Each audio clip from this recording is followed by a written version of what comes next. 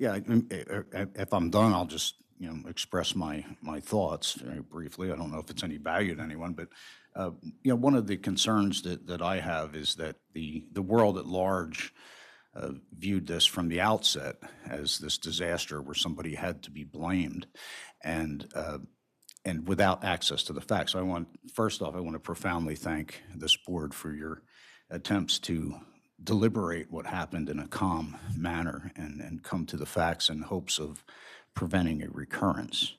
At the same time, I think my worry is that the greater tragedy than the OceanGate tragedy is if we use this event to inhibit future innovation, and if the regulations derived from this may prevent that kind of innovative approach to the undersea world. The depths of the ocean are fundamental to life, and the elements that are going to sustain us in the coming green economy need to be harvested in a sustainable fashion. So we need ways and means to access that. And the government has not currently been investing the resources to do that. So I think it's up to private enterprise to help, and hopefully with the help of the government, just as the government is working with Elon Musk. And Musk is hoping to colonize space, and I'd love to go there with him. But I did go with Stockton. He was hoping to explore and colonize inner space, which is the last great frontier. So hopefully it's a teachable moment. If you know history, in 1934 we had the airmail fiasco, and it was a disaster. The Army Air Corps tried to fly the airmail with planes, open cockpit planes that only had magnetic compasses, and it was a catastrophe. But it was a teachable moment.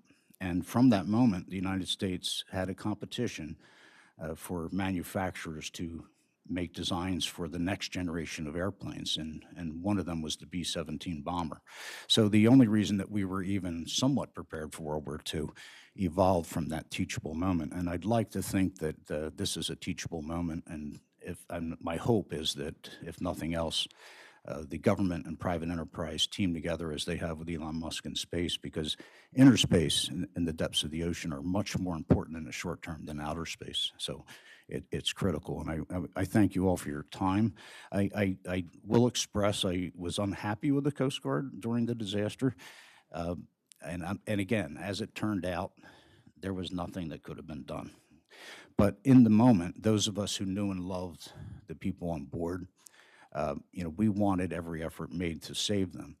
And I believe there was a reaction to this, that there had been an acoustic event, and that they had been lost. And it seemed to me, from my perspective, that we should have scrambled the few assets that could have been scrambled in order to effect a rescue rather than a recovery.